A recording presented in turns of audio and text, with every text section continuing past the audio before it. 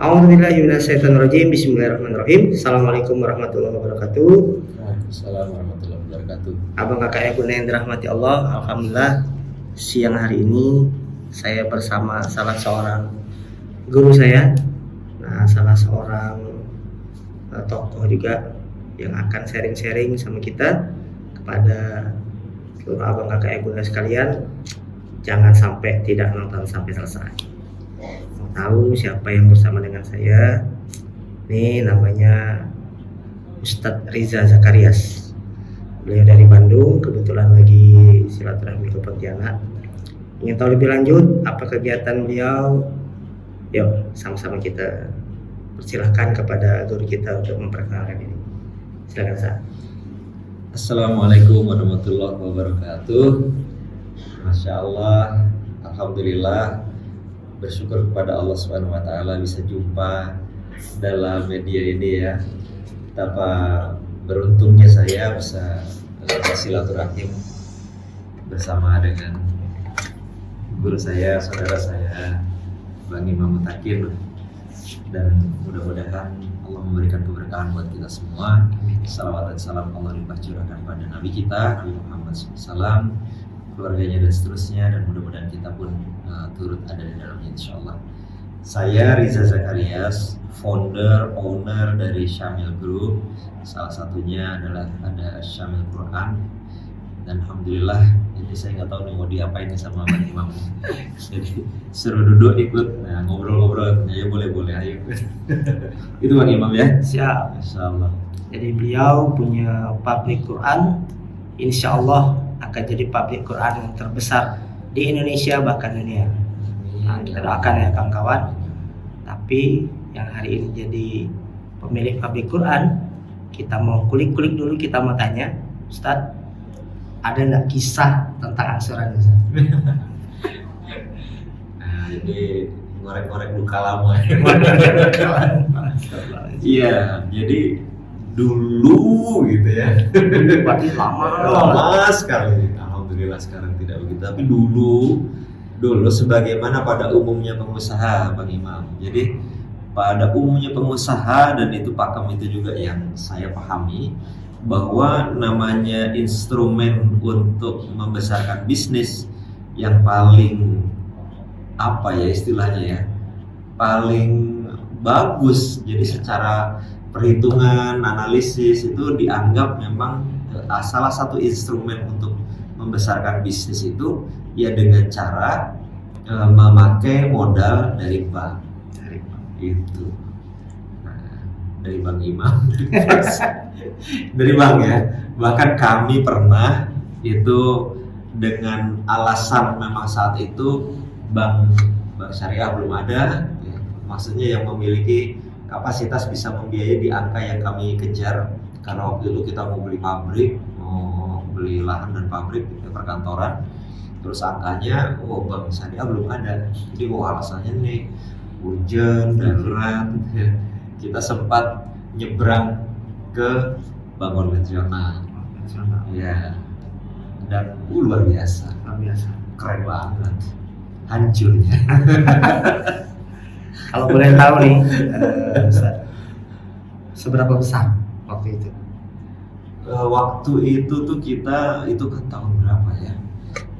Tahun 2006. Nah, di Bandung itu belum ada fasilitas ya. Kita ngejarnya itu di hitungan kami itu sekitar 11 atau berapa ya? 11 miliar. Iya, 11 miliar. 11 miliar tahun 2006. 2006. Sama kecil. Lumayan deh, sedang ya. Saya baru kerja pertama kali di bank, Ya. UMR di Jambi itu masih 1 juta gitu. Oh iya. Kayaknya masih betul sekitar segitu. Ya.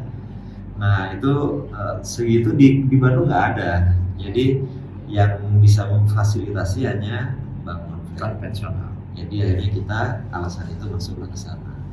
Itu lagi. Berapa lama, Ustaz? Nah alhamdulillah tidak sampai setahun karena terus bangkrut. Oh. Jadi cair 11 M. Iya. Nggak sampai setahun langsung bangkrut. Iya. Jadi nggak sampai 11 M banget kan, tetap aja ada Di bawahnya. Di bawahnya. Nah, Tapi kan untuk bisa diberikan sebesar itu, portofolio bisnis yang dikerjakan kan pasti jauh lebih besar. ya waktu itu saya kan orangnya, makanya ditulis di buku tuh Bang. Tobat dari 2 kesalahan yang fundamental. Satu, kesalahan pakai riba. Ya, yang kedua, kesalahan nggak ngerti hal yang fundamental di bisnis. Siap. Jadi saya waktu itu para pakem saya nggak mau tahu urusan uang. Jadi semua itu diurusin sama yang pegang keuangan. Dan saya nggak ngerti dan nggak tahu menau gimana caranya, terus dapat aja pembiayaan.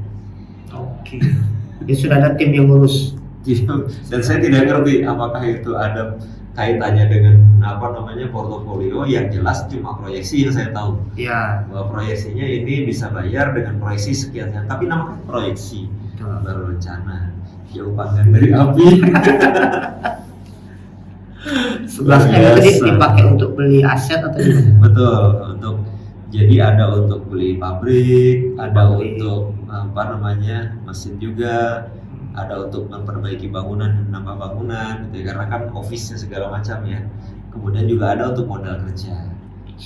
Nah itu dah bodohnya dulu itu, makanya kenapa nulis di buku pertama ya, Kepemimpinan Jalan itu bodoh betul itu Bang. Jadi beli pabrik polos saja, padahal begitu beli pabrik itu kan perlu diperbaiki, itu nggak dimasukkan dalam anggaran. Akhirnya kepakailah modal kerja, benerin atap, benerin lantai aja berapa ratus juta gitu. Pakai emosi sih Ustaz. Oh iya, pakai semangat. Oh iya, semangat. Biar bagus. Kalau emosi kan agak negatif gitu. Semangat kan agak keren gitu. Jadi pabrik nggak sampai setahun itu kita sudah susah payah untuk jadi hidup itu dari bulan ke bulan itu rasanya kerja keras tapi uang itu habis terus, bahkan kemudian kita sampai tambal sulam. Maksudnya tambal sulam tuh dari lubang tutup lubang. Jadi ada presentasi ke orang, injek invest gitu ya, proyek apa, terus seperti itu terus. Jadi tambah gunung utangnya, dan padahal ternyata kita nggak proper bisnisnya kan. Habis. Pabriknya masih ada? Pabriknya masih ada karena kami kan akhirnya meng-hire konsultan nih untuk membantu, walaupun kita bayarnya nyicil gitu ya. Satu lagi malah itu baik banget lah, yang akhirnya sekarang jadi tim utamanya di Channel Group. Tapi sebelumnya mereka bantu aja di hari libur. Dan dua grup konsultan ini dua-duanya sama kesimpulannya. Ini bangkrut, tutup aja, bubarkan. Tapi kemudian ala kulihal dapat gagasan untuk model penyelamatan, dan ternyata itu qadarullah, Allah izinkan selamat. Ya, nah cuma gitu ya, salah satu gate-nya adalah paling tidak waktu itu hijrah dari konven ke syariah. Terus seperti itu. Jadi apa ya istilahnya, pengusaha yang istiqomah mengangsur ke bank. Rajin. Kalau sekarang masih ada nggak? Alhamdulillah. Jadi dari sejak 6 tahun yang lalu itu terakhir sekali kami pakai untuk bisnis itu bank. Jadi sebelumnya itu unik Bang. Ketika kemudian kita mengerti atau mengetahui ada di dalam situ, memang yang terpikir adalah dengan cara terus-terusan memperpanjang atau top up atau transaksi baru lagi. Jadi terus saja menjadi pengangsur abadi. Nah dari sejak 6 tahun yang lalu tuh kami putuskan tidak akan mau lagi. Pokoknya gimana caranya kita bisa ngelunasin bank. Nah alhamdulillah mestinya baru mungkin 2 tahun ke depan baru beres, tapi alhamdulillah kita sudah percepat selesai. Nah sekarang baru ngerti, baru paham. Nah ini yang kemudian ada 2 hal yang fundamental yang perlu dipahami kalau orang itu mau mengambil keputusan seperti itu. Karena kalau nggak ngerti jangan, tapi kalau ngerti dan tahu konsekuensi logisnya terserah, mau terus ambil atau mau kemudian tidak pakai uang bank misalkan. Nah itu pengusaha menurut saya mesti memahami 2 konsep fundamental ini Bang. Waktu periode kelam tadi Ustaz, apa yang dirasakan di sini? apa ya? Kok kayak nggak selesai gitu loh. Oh ya pas lagi kelam. Kalau pas yang lagi pakai uang riba, di antaranya ya, itu yang ada di sini tuh, wah berat banget. Jadi kita tuh kan kerja nggak kosong, penuh bang. Pekerjaan tuh nggak pernah kosong. Saya keliling pabrik, keliling office, orang tuh nggak ada yang nganggur. Kerja semua. Tapi uangnya nggak ada. Uang nggak ada. Cuman saya keren sih sebagai CEO dulu, gajian itu kadang 2 kali sebulan, kadang enggak 3 kali, 2 kali atau 4 kali bahkan sebulan. 1 bulan. Iya. Luar biasa kan? CEO ya? Dalam kondisi kayak gitu ya. CEO ya? Iya waktu itu CEO kan. Jadi gaji sebulan CEO itu kalau nggak dibagi 2, dibagi 4. Oh gitu. Kalau nggak ada uang cash. 4 kali nerima ya? 4 kali nerima gitu ya. Bukan gaji berapa dikali 4 besarannya, bukan. Oh, dicicil. Saking nggak ada cash flow-nya. Nah itu aneh, itu sebuah keanehan buat saya dan kan nggak nyaman gitu. Jadi gini, ada apa ya? Ini kenapa ya? Ini pasti ada yang salah. Udah kerasa banget begitu. Masa perasaan nggak berhenti dan memang faktanya nggak berhenti tapi ininya nggak ada, duitnya nggak ada. Karyawan sibuk, semuanya kerja. Ya jauh lebih kerja efektif. Setiap kali tanggal, kalau itu ketemu tanggal tagihan dengan tanggal penerimaan uang, selalu posisinya tuh tekor. Selalu lebih banyak yang harus dibayar keluar daripada yang akan masuk, bukan yang sudah masuk. Yang akan masuk aja, yang akan keluar selalu lebih banyak daripada yang akan masuk. Ya hidup gimana caranya? Hidup kayak gitu. Betul gitu. Kayak gitu dulu, tapi ya gitulah waktu itu. Akhirnya sekarang jadi punya karya misalnya bikin buku. Yes. Selalu betul. tulis sebenarnya pengalamannya Ustaz. Kalau nulis buku saya cerita kebodohan saya. Tahu beliau, iya kan. Emang begitu tujuannya biar orang lain tidak ngikutin kebodohannya antum, kata beliau.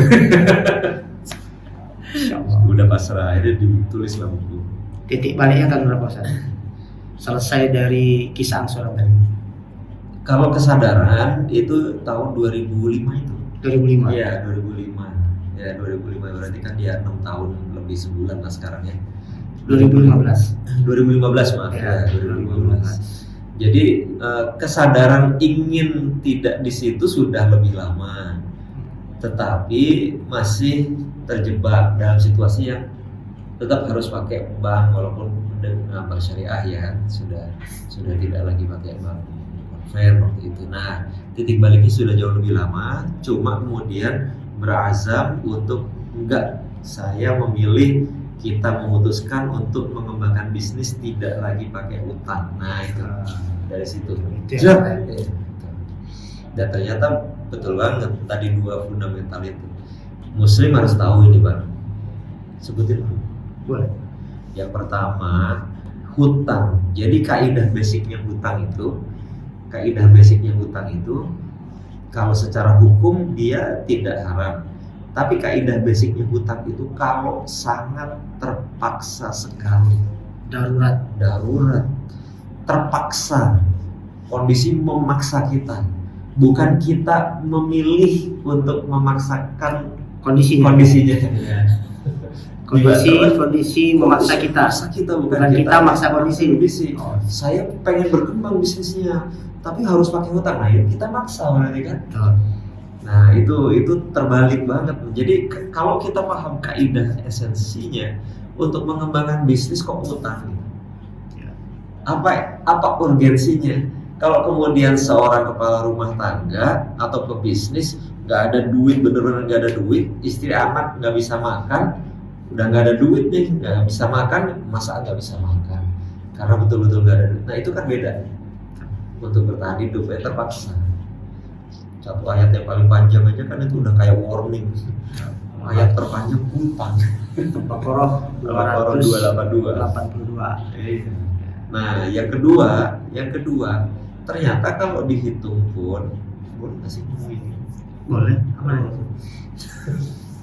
Nah ini itu sebabnya mesti jadi pertimbangan yang sangat matang ya kalau mau mutusin seperti itu terserah. Jadi yang kedua, kalaupun dihitung, misalkan ya dengan manapun lah ya hutang, misalkan disebut entah namanya suku bunga misalkan ya 12% atau misalkan bagi hasil flat 12% setahun, itu dibuat simulasinya. Saya pernah nanya dan itu dihitung. Kalau orang-orang yang sudah berkecimpung di situ, ngerti perhitungan itu pasti tahu cara hitung. Jadi 5 tahun saya minta simulasi. Ini asumsi ya. Simulasinya 5 miliar pinjam modal. 5 miliar pinjam modal, utang dari bank. Kemudian kalau yang konvennya bunga itu ya 12% setahun. Kalau yang syariah ya bagi hasil margin 12% setahun flat. Nah itu ketika dihitung kan pada saat kita transaksi bulan ini, maka bulan depan itu kita sudah langsung bayar angsuran. Betul. Angsurannya terdiri dari 2 hal, pokok dan bagi hasil atau bunga. Ya, bagi hasil atau bunga. Jadi kita mesti sadar ini dalam perhitungan. Saya tidak bicara halal haram bank syariah ya, tidak bicara itu. Tapi kita bicara logik, bagaimana kita memilih keputusan itu dengan sadar. Jadi kalau yang bunga udah jelas lah, tinggalkan itu haram. Ya, tapi kalau bagi hasilnya 12% flat. Pada saat bulan depannya kita sudah langsung bayar angsuran, itu kan bayar 2 hal itu, pokok dan bagi hasil. Nah, kalau itu dihitung, karena pokoknya sudah dicicil, maka kalau dihitung dengan model efektif, itu setara dengan setahun itu sebenarnya kita bayar bagi hasilnya, bayar marginnya itu ketika 5 tahun 5 miliar dicicil 5 tahun ya setiap tahunnya dihitunglah seperti itu dengan 12% tadi, ketemu angkanya itu sebenarnya setahun itu di 23,6%. Ya. Betul ya? Nah, secara efektif. Secara efektif. Kalau anuitas ketemunya di sekitar 21, sekian persen ya. Nah, artinya apa? Pengusaha yang mau ngambil, kalau nggak mau yang haram dengan riba, ngambil dari bank syariah misalnya, maka dia mesti memastikan dalam proyeksi bisnisnya itu, ketika ngambil uang dari modal bank, maka laba bersihnya paling tidak minimal 30% setahun. Baru dapat hasil. Bisnis apa sekarang yang bisa bersih laba setahun di atas 30%? Wah itu udah sulitnya luar biasa nemuin bisnis yang sekarang ya, nemuin bisnis yang bisa untung bersih di atas 30% setahun. Manufaktur itu rata-rata dikatakan 12% bersih setahun apalagi ke atas, tapi di 11%, 10% itu saja sudah hebat banget manufaktur. Yang basicnya adalah produksi segala macam. Banyaknya di Indonesia itu 3%, 4%, 5%, 6% aja udah bagus. Itu manufaktur, laba bersih. Jadi kebayang kalau 100% industri manufaktur dibiayai sama hutang bank, angsuran seperti itu modelnya, yang ternyata setiap tahun tuh kalau dihitung secara efektif tuh 23%. Itu hitungan tadi kalau 5 miliar pinjamnya, kemudian 5 tahun cicilannya, kemudian 12% flat. Nah, kalau kita siap dengan konsekuensi itu, sadar, ya silahkan aja. Tapi kalau ternyata margin kita itu nggak segitu bersihnya, berarti kita ini kerja rodi. Ya, antara kerja atau dikerjain. Dikerjain. Makanya kenapa kemudian banyak pengusaha yang tidak niat nggak bisa bayar, tapi faktanya jadi nggak bisa bayar. Sebab memang sulit sekarang ini untuk mendapatkan margin bersih seperti itu dalam setahun. Secara kalkulasi bisnis pun nggak masuk. Betul. Gitu. Nah itu yang mesti sadar. Jadi kita sering nggak paham pertama filosofi dasar dari hutang. Jadi banyak pebisnis itu seolah-olah cuma pilihan bebas. Mau caranya dengan ada investor masuk, mau caranya dengan IPO, mau caranya dari nabung sedikit-sedikit ya sampai punya uang sendiri dan ngembangin bisnis, mau caranya dengan hutang bank. Jadi itu tuh cuma kayak pilihan bebas. Padahal hutang basic dasar fikihnya itu adalah terpaksa, bukan pilihan bebas. Kalau terpaksa, Jadi wah, jangan suka memaksakan diri. iya betul, nggak boleh, Jangan suka memaksakan keadaan nggak boleh. atau menceritakan suatu keadaan seolah-olah jadi terpaksa, ya nggak boleh. Iya. Ada pesan-pesan nggak Ustaz, untuk teman-teman anak-anak muda, generasi muda yang Ya. sekarang mungkin lagi merintis bisnis, yang lagi berjuang bebas riba dan sebagainya? Ya, saya sudah bertemu dengan banyak teman-teman pengusaha senior. Kami juga sedang ke situ juga insya Allah. Tapi yang sudah lebih dulu memahami ini, itu ternyata Bang, scaling up dengan tanpa hutang itu banyak yang bisa. Teman saya lebih senior sedikit lah dari kami. Dari saya usianya itu pengusaha triliuner tanpa hutang. Tanpa hutang Tanpa hutang. dari awal. Dari awal. Dari awal. Jadi dulu dia pernah bangkrut tapi sudah selesai. Kemudian pas sudah sadar tuh mulai lagi bikin perusahaan baru berapa ya 12 tahun yang lalu, dari awal itu tanpa hutang. Dan sekarang sudah skalanya triliun. Uang cashnya nggak tahu berapa ratus juta atau mungkin jangan-jangan sudah kelewat dari triliun juga. Itu luar biasa. Jadi dia mau invest apa lagi ya? Duit mau bangun, dia sedang bangun tower gedung berapa lantai, cash. Bikin pabrik, cash. Semuanya cash. Enak banget, luar biasa. Nah itu yang kayak gitu sudah ada beberapa. Yang saya kenal aja, apalagi yang nggak dikenal. Itu yang dikenal aja itu sudah ada beberapa. The power of cash. The power of cash. Power of cash itu luar biasa. Betapa banyak saudara-saudara kita mengandalkan uang cash yang dimiliki, mengikuti steppingnya ya Ustaz ya. Iya. Dan banyak juga yang sukses. Banyak. Nah, kalau hari ini saya masih ngobrol tentang kisah angsuran, suatu hari nanti ya Bapak Ibu dan sekalian, saya akan cari orang-orang yang kaya tanpa hutang. Nah, biar bisa kita ambil ibrohnya, bisa kita ambil pelajarannya. Semoga bisa jadi lifestyle baru untuk seluruh anak-anak muda yang ada di Indonesia, untuk seluruh abang kakak ibu bunda keluarga besar bebas riba Indonesia. Amin. Dan terakhir Ustadz, mohon doa semoga seluruh yang menyaksikan channel ini, seluruh orang yang sekarang sedang berjuang untuk bebas dari riba, semoga bisa hidup tenang tanpa hutang, bisa hidup bahagia tanpa riba, bisa hidup berkah di jalan Allah, Amin. dan semoga bisa segera jadi keluarga bebas riba Indonesia. Amin amin ya rabbal alamin.